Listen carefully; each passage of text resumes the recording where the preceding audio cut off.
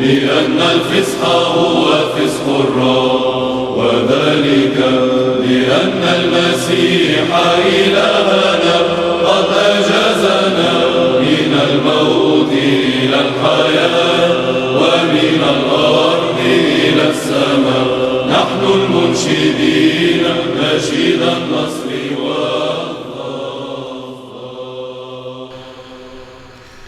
Cristo resucitó de entre los muertos, pisoteando la muerte con la muerte y otorgando la vida a los que yacían en los sepulcros. Amén. Queridos hermanos, hoy es el domingo 30 de mayo del año 2021 y estamos celebrando el cuarto domingo de la Pascua y recordando este evento, este encuentro de Jesús con la Samaritana. El santoral de hoy nos invita a recordar a San Isaac, abad del monasterio de Dálmaton, y a la justa Hipomoní. Hipomoní, ¿cierto?, significa paciencia. Así que a ellos recordamos y nos encomendamos. La epístola de hoy día, obviamente, corresponde al ciclo litúrgico del cuarto domingo de la Pascua y está tomada de los Hechos de los Apóstoles en el capítulo 11, verso 19 al 30.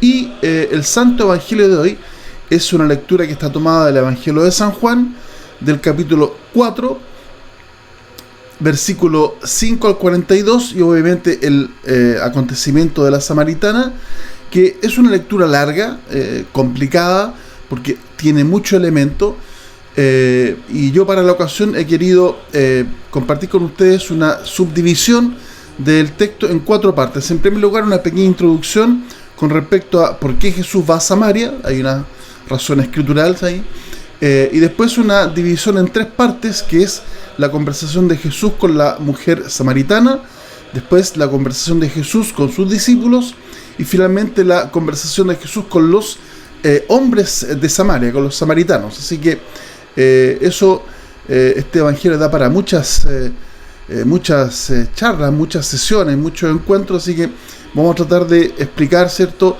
en forma sucinta. En primer lugar, el paso de Jesús es por qué Jesús anda por Samaria, qué está haciendo por allá. Pues bien, Samaria es una región, como ustedes ponen en el mapa, que está entre Judea y Galilea, y si ustedes me acompañan un poco en el análisis, el ministerio de Juan estaba teniendo mucho éxito, la gente estaba escuchando y lo estaba siguiendo en esto del bautismo para el arrepentimiento, y obviamente que también se escucha que el ministerio de Jesús también estaba teniendo mucho éxito, mucha aceptación en la gente, por cuanto se decía que estaba bautizando más que Juan.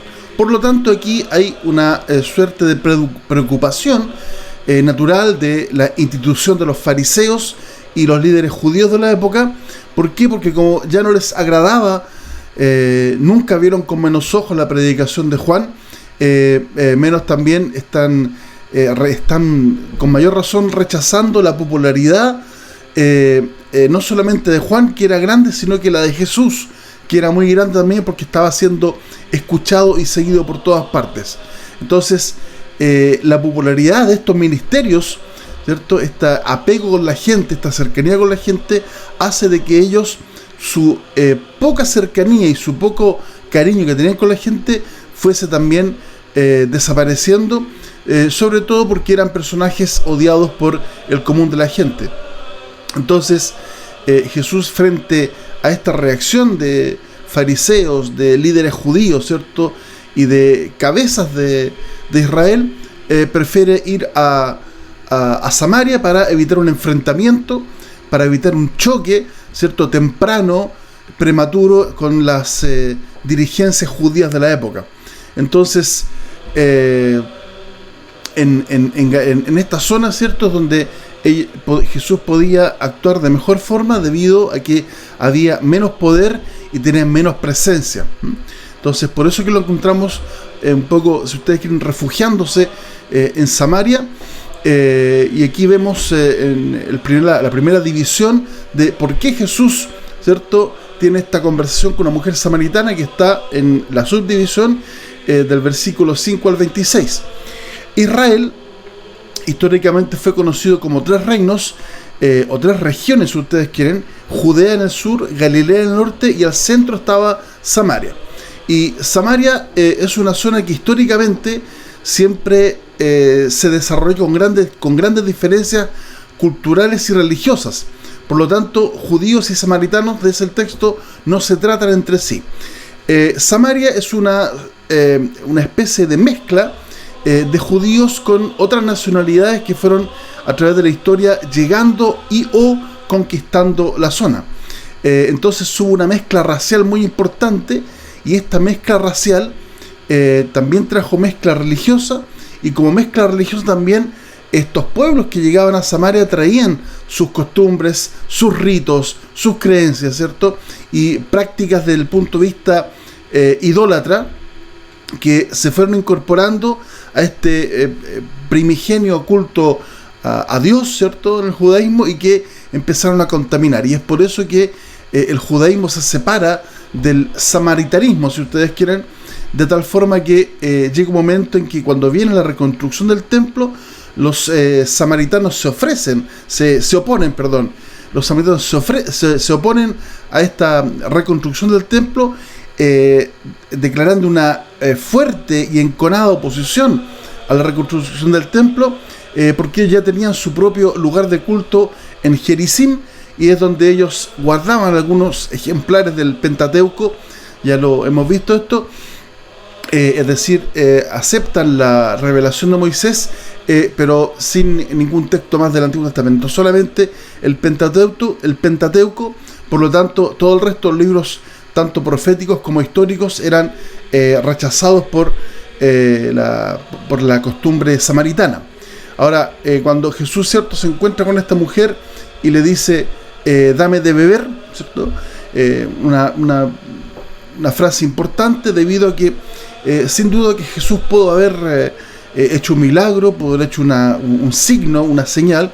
Sin embargo, como decimos en Chile, le entró de a poquito, es decir, empezó poco a poco, intencionando un diálogo y llevando este diálogo. Si ustedes se dan cuenta y leen el texto, se van a dar cuenta que va paulatinamente el Señor entrando de tema en tema, como una especie de ocupación paulatina y pacífica de esta mujer, a la cual al final va a conquistar, como vamos a ver. Entonces, dame de beber, sin duda era esta pequeña entrada para que la mujer le dijera, ¿cómo tú me das de beber? Con este trasfondo que hemos mencionado al comienzo, ¿cierto?, está clara la respuesta: ¿cómo tú, siendo judío, me pides a mí, samaritana, si no se trataban? Entonces es importante esta apertura de diálogo, que tiene que ver con cómo Jesús se va a través de el dame de beber, que es dame agua, para todo el discurso de el agua de la vida eterna que viene a continuación. La segunda subdivisión tiene que ver con la conversación de Jesús con sus discípulos, que está en los versículos 27 al 38, y sin duda que es una literatura muy fuerte, muy impresionante desde el punto de vista de cuál es el alimento.